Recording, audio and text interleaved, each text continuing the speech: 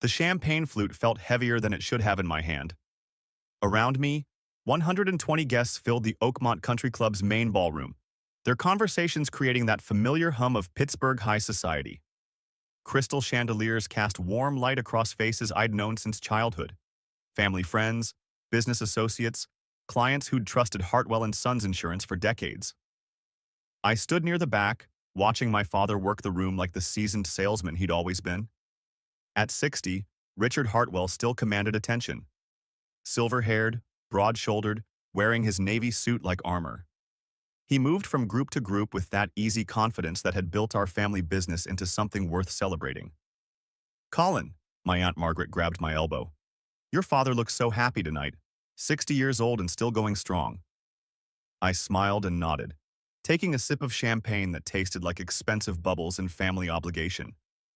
"He's in his element." "And you? How are things at the office?" The question every family gathering brought. How are things at the office?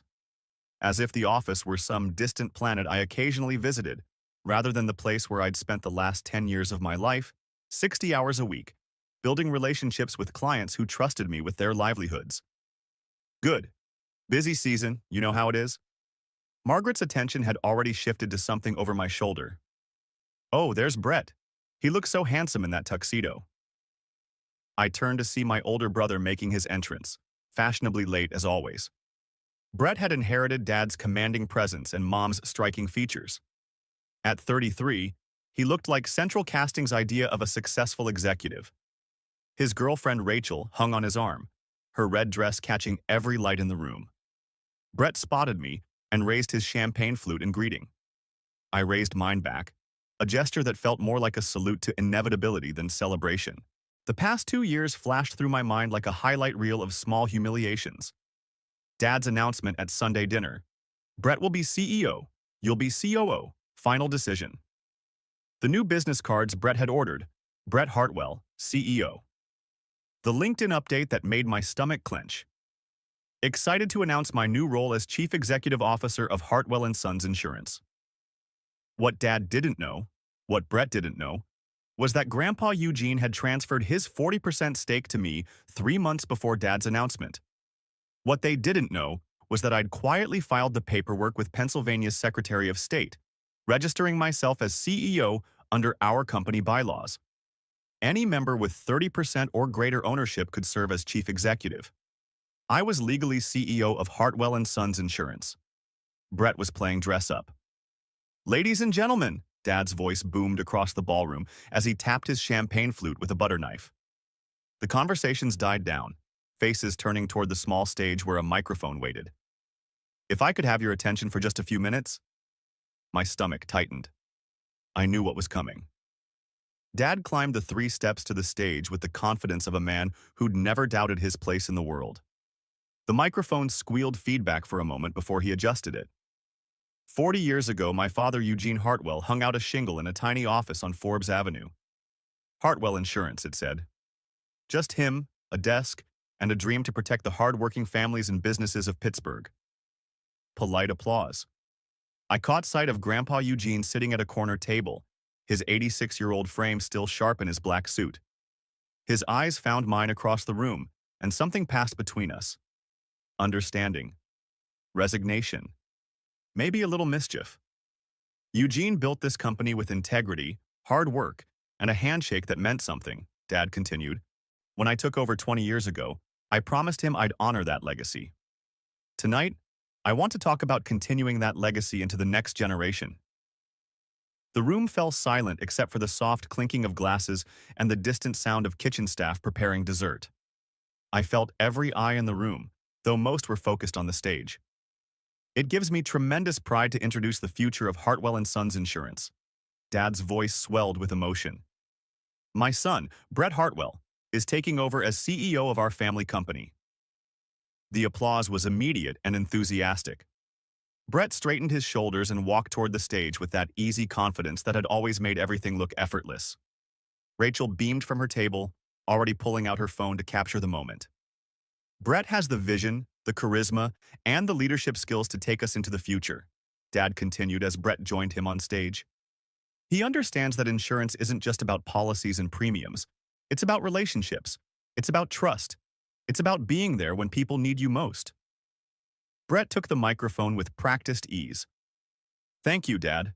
This is an incredible honor. Grandpa Eugene, thank you for building something worth inheriting. I promise you, and everyone in this room, that I'll make you proud. More applause. Someone at a front table, I think it was old Mr. Henderson from Henderson Manufacturing, shouted, "Congratulations, Brett!" The room felt warm with shared joy and family pride. Then Dad's eyes found me in the back of the room. For just a moment, his confident expression flickered, like he'd suddenly remembered something he'd forgotten to include in his speech. Oh, and of course, he paused, the microphone picking up his slight hesitation. This is my other son, Colin. He handles the day-to-day operations. Very important stuff.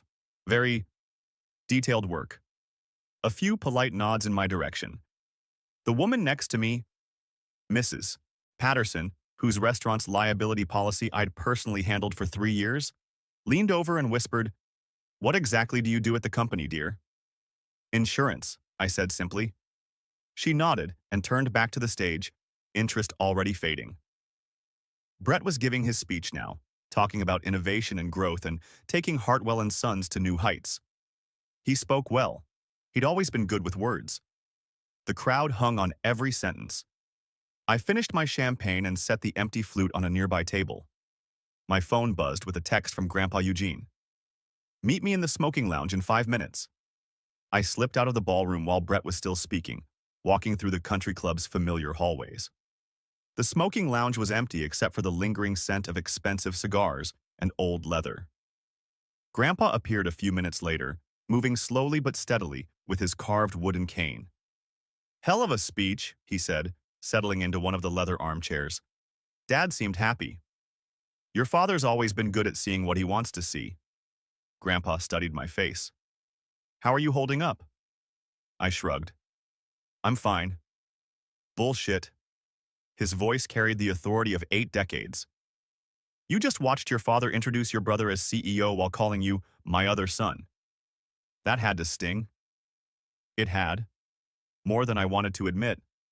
Not just the words, but the way Dad's face had lit up when he talked about Brett's vision and leadership, then gone flat when he remembered I existed. "He's proud of Brett," I said. "He's proud of the idea of Brett. There's a difference." Grandpa leaned forward. "Colin, I need you to understand something. What happened out there? That wasn't about you. That was about your father's need to see himself in his oldest son.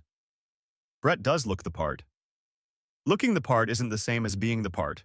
You know that better than anyone." I did know that.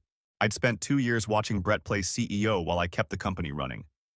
The lost files, the missed deadlines, the clients who called me directly because they'd learned not to trust Brett with important matters. "The transfer is complete," Grandpa said quietly. 40% of Hartwell and Sons belongs to you now. The paperwork is filed. You are, legally speaking, the CEO of this company. And Brett thinks he is. Brett thinks a lot of things. Doesn't make them true." Grandpa's eyes twinkled with something that might have been amusement. "Question is, what are you going to do about it?" I'd been asking myself that same question for months. The easy answer was to correct the record, to tell Dad and Brett about the share transfer and the legal filing. But something held me back. Maybe it was curiosity about how long the charade could continue. Maybe it was a desire to see if Brett could actually handle the responsibility he thought he had. Or maybe it was something darker. Maybe I wanted to watch him fail. "I'm going to let him be CEO," I said finally.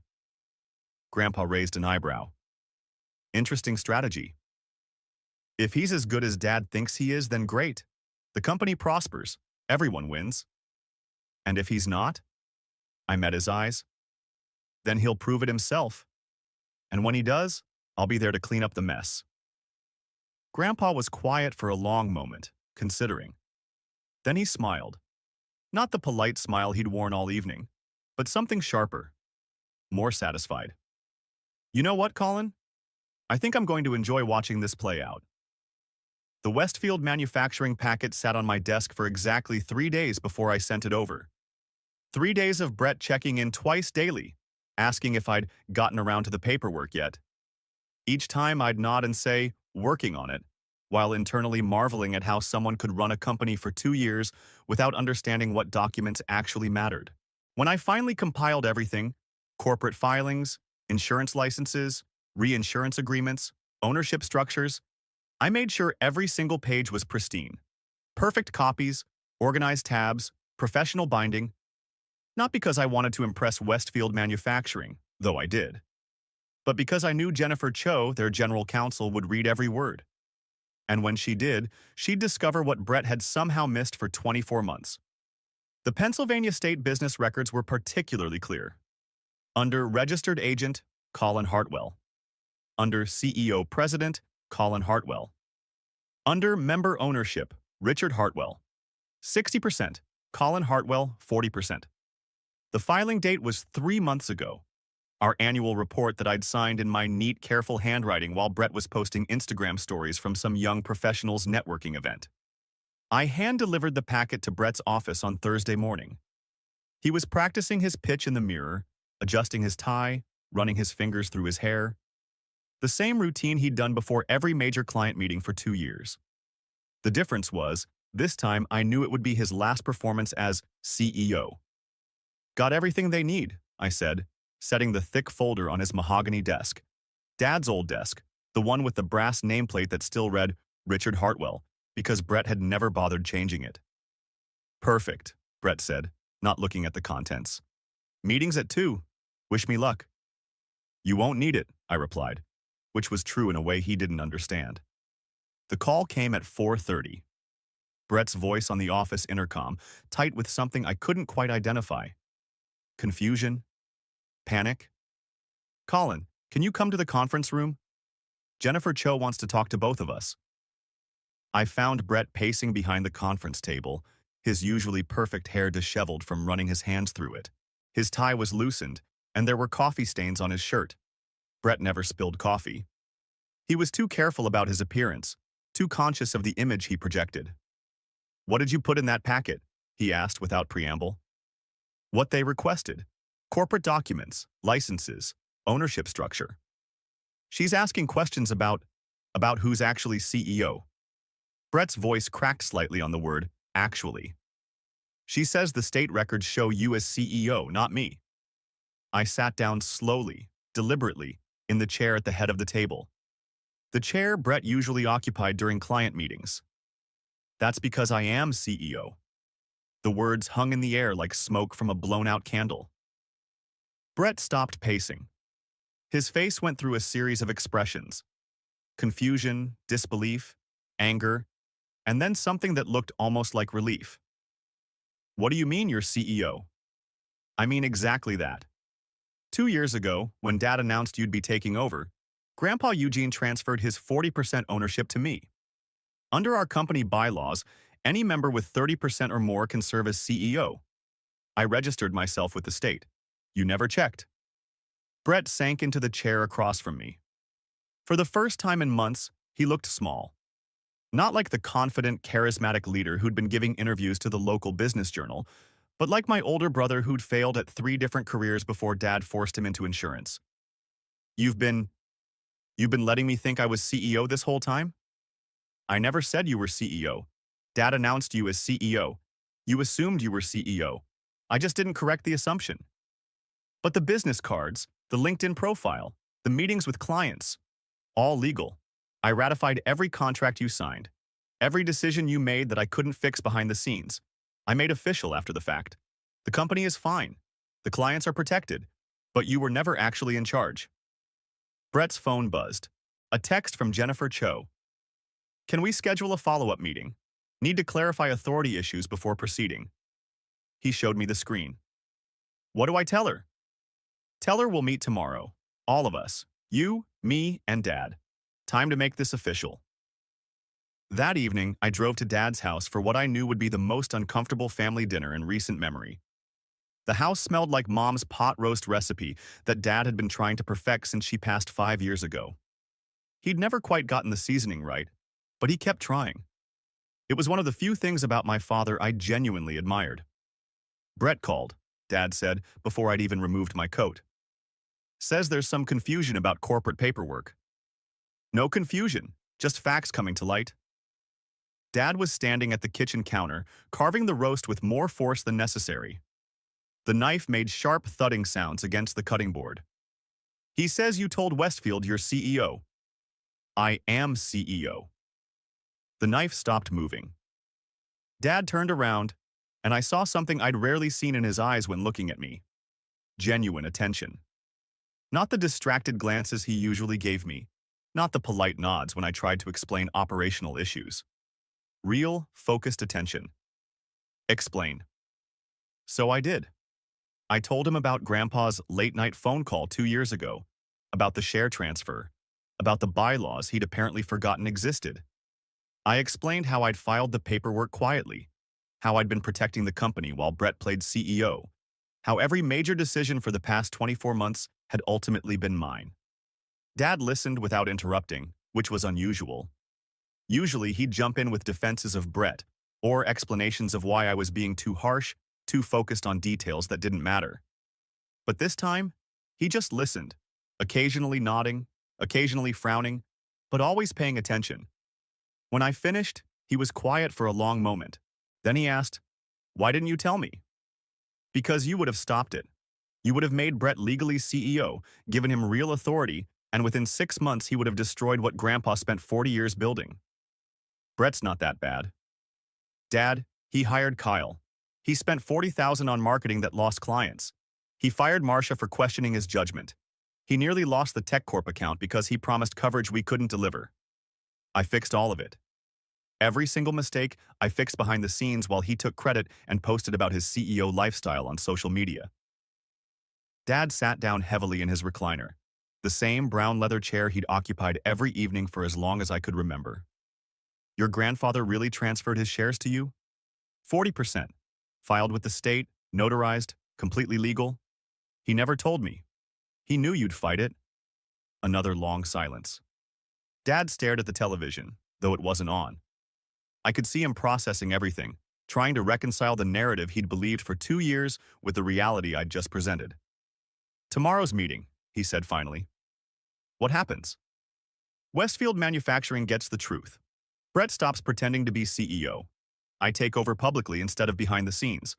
The company continues operating, probably better than it has in 2 years. And Brett? Brett can stay if he wants, as a senior agent. He's actually good with clients when he's not trying to be something he's not." Dad nodded slowly. "He won't take this well?" "Probably not, but it's not really up to him anymore." The next morning arrived gray and drizzling, typical Pittsburgh weather that matched my mood perfectly. I dressed carefully, my best suit, the navy one Mom had bought me for my college graduation. The one I'd worn to exactly 3 important meetings in 10 years because Brett usually handled the important clients while I dealt with the paperwork. Brett was already at the office when I arrived, sitting in the CEO office, staring out the window at the parking lot. He looked like he'd slept about as well as I had, which is to say, not at all. "Ready for this?" he asked without turning around. "Are you?" He laughed, but it wasn't a happy sound. "Rachel called last night, asked if the rumors were true if I wasn't really CEO. Apparently someone from Westfield mentioned it to someone who mentioned it to someone else. You know how this town is." I did know. Pittsburgh's business community was small enough that gossip traveled fast, especially gossip about family companies having internal power struggles. "What did you tell her?" "The truth, that I've been playing dress-up for 2 years while my little brother ran the actual company." Brett finally turned around, and I saw something in his expression I hadn't seen since we were kids. Genuine vulnerability. Not the calculated charm he used with clients or the defensive anger he showed when challenged, but the honest uncertainty of someone whose entire self-image had just been shattered. "Colin, I need to ask you something, and I need you to be honest." "Okay? Have I been completely terrible at this?" The question hung between us like a bridge I could either cross or burn. I thought about all the mistakes I'd fixed, all the late nights cleaning up his messes, all the times I'd bitten my tongue while he took credit for my work. But I also thought about the clients who genuinely liked him, the employees who appreciated his optimism, even when they rolled their eyes at his decisions, the energy he'd brought to a company that had been stagnating under Dad's increasingly cautious leadership. "You've been terrible at being CEO," I said finally.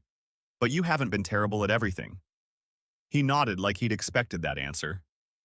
"Fair enough." The Westfield meeting was scheduled for 10 a.m. At 9:45, Dad arrived wearing his most formal suit and the grim expression of a man attending a funeral. Which, in a way, he was. The funeral of his favorite son's executive career. "Everyone ready?" Jennifer Cho's voice came through the conference room speaker at exactly 10 o'clock. What followed was the most professionally devastating 15 minutes of Brett's life, and possibly the most satisfying 15 minutes of mine.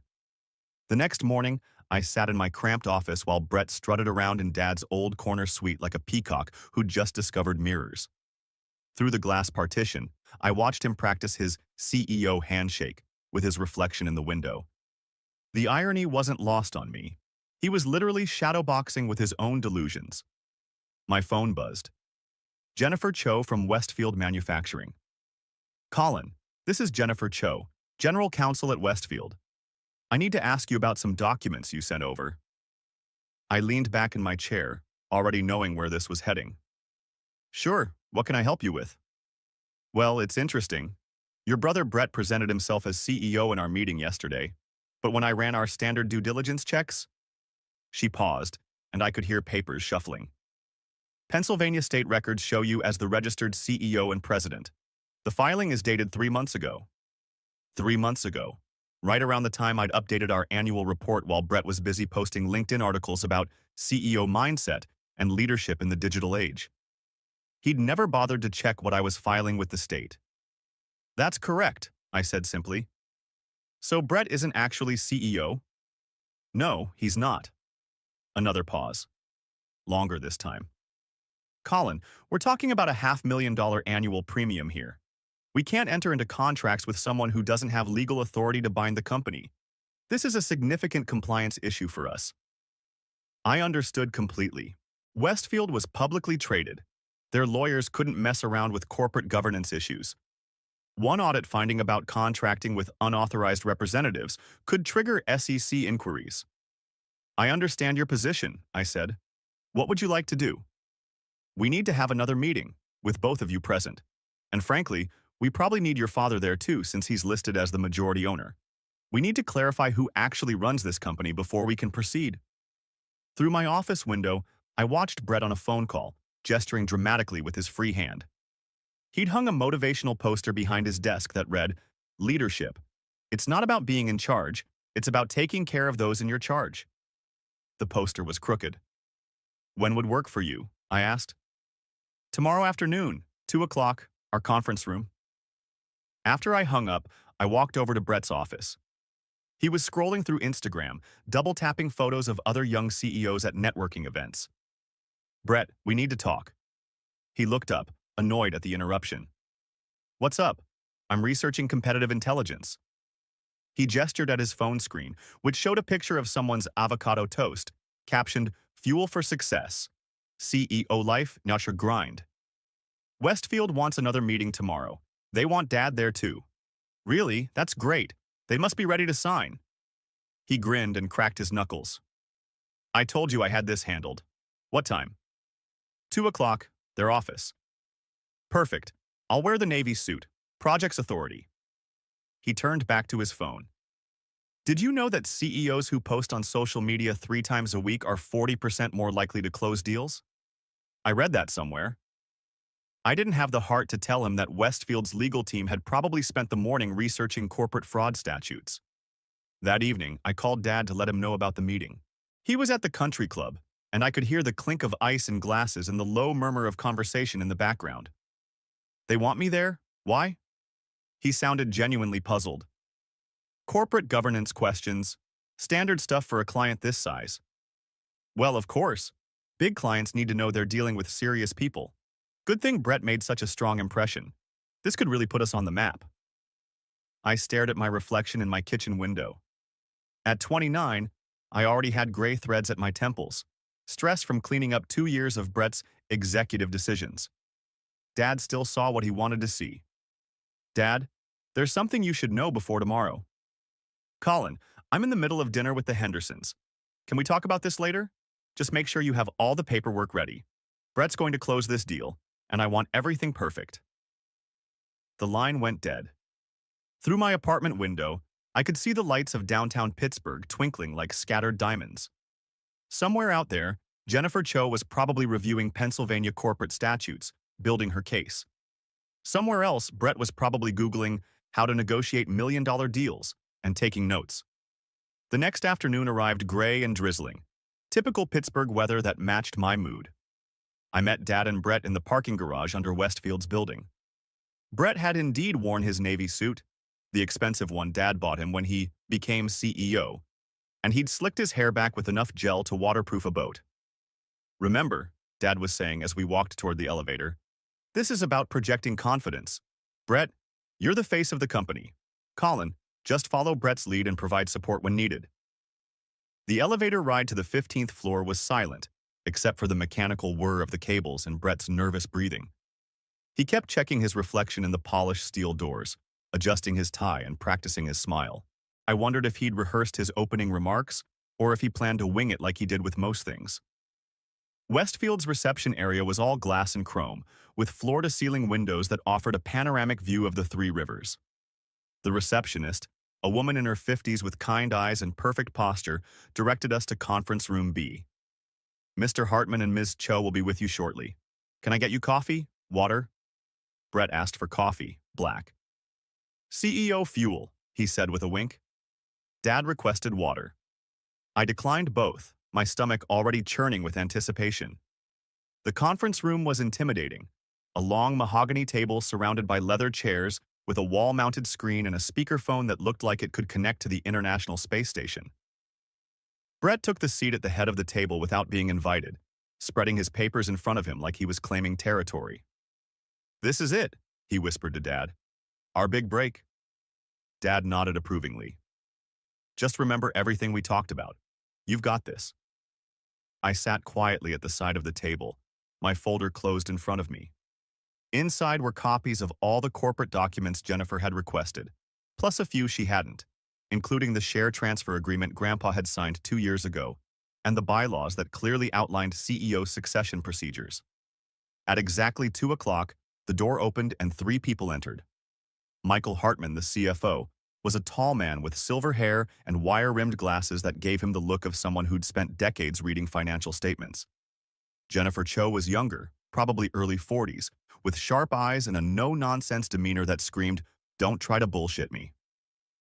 Rick Paulson, the operations director, looked like he'd stepped out of a manufacturing plant, rolled-up sleeves, calloused hands, and the bearing of someone who solved problems for a living. "Gentlemen, thank you for coming," Jennifer said, taking her seat directly across from Brett. "I apologize for the short notice, but we have some issues to resolve before we can proceed." Brett leaned forward, his CEO smile in full effect. "No problem at all. We're excited to move forward with this partnership. Hartwell & Sons is ready to provide Westfield with the best insurance coverage in Pennsylvania." Jennifer didn't return the smile. Instead, she opened a manila folder and extracted several documents. "Mr. Brett Hartwell, in our previous meeting you introduced yourself as CEO of Hartwell & Sons Insurance. Is that correct?" "Absolutely. I've been CEO for 2 years now. My father here," Brett gestured toward Dad, "transitioned leadership to me when he decided to step back." Jennifer nodded and made a note. "And Mr. Colin Hartwell, what's your role in the company?" I kept my voice level. "I handle operations and client relations." "I see." Jennifer slid a document across the table. "This is your company's most recent annual report, filed with the Pennsylvania Department of State 3 months ago. Can you tell me who signed this document as president and CEO?" Brett picked up the paper, his confident expression faltering as he scanned the signature line. The color drained from his face like water from a broken dam. This says Colin Hartwell, president and CEO." His voice cracked slightly on the word CEO. 6 months after the Westfield meeting, I sat in what used to be Dad's office, now officially mine, reviewing quarterly reports. The numbers told a story of resurrection. Revenue was up 18% from last year. We'd gained 12 new clients. Employee turnover had dropped to zero. The Westfield contract alone had transformed our cash flow, but it was more than that. Word had spread in Pittsburgh's business community about the insurance agency that actually knew what it was doing. A knock on my door interrupted my thoughts. "Come in." Brett entered, carrying a stack of client files. He looked different, more focused, less performative. The expensive suits had been replaced with practical business attire. The swagger was gone, replaced by something I'd never seen in him before. Genuine effort. "The Morrison account renewal is ready for your signature," he said, setting the file on my desk. I walked through every detail with their risk manager. Premiums going up 8%, but they're happy with the coverage adjustments. I opened the file, scanning his work. Clean, thorough, professional. "This is solid work, Brett." "Thanks." He paused at the door. "Colin? I wanted you to know, I called Rachel yesterday." I looked up. "Oh?" Told her the truth. About everything. About how I wasn't really CEO, about how you'd been covering for me, about how I'd basically been playing dress-up for 2 years. He ran a hand through his hair. She laughed. Actually laughed. Said she wasn't surprised. "I'm sorry." "Don't be." She said something that stuck with me. She said the real Colin Hartwell had always been more impressive than the fake Brett Hartwell. He smiled ruefully. She wasn't wrong. After Brett left, I walked to the window overlooking Liberty Avenue. The afternoon sun cast long shadows across the city where Grandpa had built this company 40 years ago. My phone buzzed. A text from him. "Family dinner Sunday. Your grandmother's making pot roast. CEO's choice on wine." I smiled. Even at 86, Grandpa never missed a chance to remind me of my title. Not to rub it in, but to anchor it in reality. "You're the CEO because you earned it," his gestures always seemed to say. "Own it." The intercom crackled. "Colin, your father's here to see you." "Send him in." Dad entered slowly, looking older than his 62 years. The past 6 months had aged him, not with stress, but with the weight of recognition, of seeing clearly for the first time in years. "Got a minute?" he asked. "Always." He sat across from my desk, the same desk where he'd made 1,000 decisions, where Grandpa had made 1,000 before him. "I've been thinking about legacy lately." "Yeah?" "When I took over from your grandfather, I thought legacy meant keeping things the same, preserving what he built. But I was wrong." He leaned forward. "Legacy isn't preservation. It's evolution. It's making sure the next generation is better than the one before." I waited. I failed at that. With both of you. I let Brett think charm was enough, that being likable meant being capable. And I let you think hard work didn't matter if you weren't the favorite. His voice cracked slightly. "I'm proud of you, Colin. Not just for saving the company, but for becoming the man you are despite my failures as a father." The words I'd waited 30 years to hear. They should have felt triumphant. Instead, they felt like relief. Like setting down a weight I'd carried so long I'd forgotten it was there. "Dad, you weren't a failure. You were human. You made mistakes. Big ones. Yeah. But you're here now, acknowledging them. That matters." He nodded, wiping his eyes. "Your grandfather called me yesterday. Said he wanted to update his will." "Oh?" "He's leaving you his 40% outright. No conditions, no restrictions. Says you've proven you can handle it." Dad smiled. "I'm leaving you my 60% too, eventually, when I'm gone. But I wanted you to know now." The magnitude hit me slowly. Full ownership, complete control. No more managing around family politics or navigating Brett's ego. Just me and the company Grandpa built. "What about Brett?" "Trust fund. Enough to be comfortable, but not enough to be lazy. He can work here as long as he wants, but the company belongs to you." Dad stood. "It should have always belonged to you." That evening, I drove to Grandpa's house in Squirrel Hill, the same modest brick colonial where he'd raised Dad, where family dinners had happened every Sunday for decades. Grandma answered the door, her face lighting up when she saw me. "There's my CEO," she said, pulling me into a hug that smelled like vanilla and home. Grandpa was in his chair by the window, reading the Wall Street Journal with a magnifying glass. At 86, his mind was sharp as ever, but his eyes needed help. Colin, he folded the paper. Sit down. Tell me about Westfield. Payment came through yesterday, $500,000 first year. They're already talking about expanding coverage for their new facility in Ohio. Good, good. He leaned back, satisfied. You know, when I started this company, I had 3 goals: provide for my family, serve my community, and build something that would last. I achieved the first 2 pretty quickly. The third one, that took 40 years. Grandpa, let me finish. His voice carried the authority of 8 decades. Your father is a good man, but he was never meant to run a business. Too emotional, too focused on being liked. You're different. You understand that being CEO isn't about being popular. It's about being right.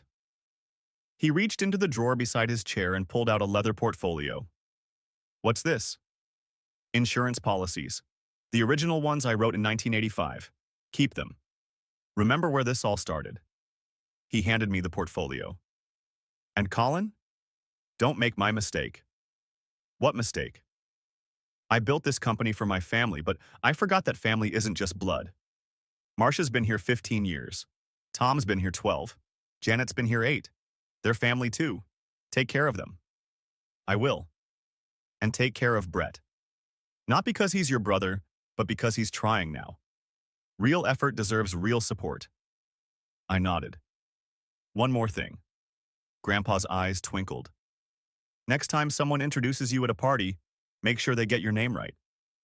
I laughed. I'll make sure of it. Driving home through the familiar streets of Pittsburgh, I thought about circles. How they close, how they complete, how they sometimes take 40 years to draw. Dad had announced Brett as CEO at his 60th birthday party, calling me my other son, like an afterthought. But that humiliation had been the catalyst for everything that followed. Without it, I might have stayed in the shadows forever, letting others take credit for my work. Now, at 29, I was the sole CEO of a company worth millions, with a future brighter than any of us had imagined.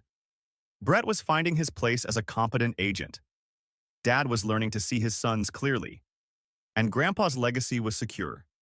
Sometimes the best revenge isn't revenge at all. Sometimes it's just becoming exactly who you were meant to be, and letting everyone else figure out where they fit in your world. The next morning brought a call from Jennifer Cho at Westfield. Colin, we've got a situation. Our parent company just acquired 2 more manufacturing facilities. We need to expand our coverage significantly. Are you interested in a 3-year, $2 million contract? I leaned back in my chair, in my office, as the CEO of my company.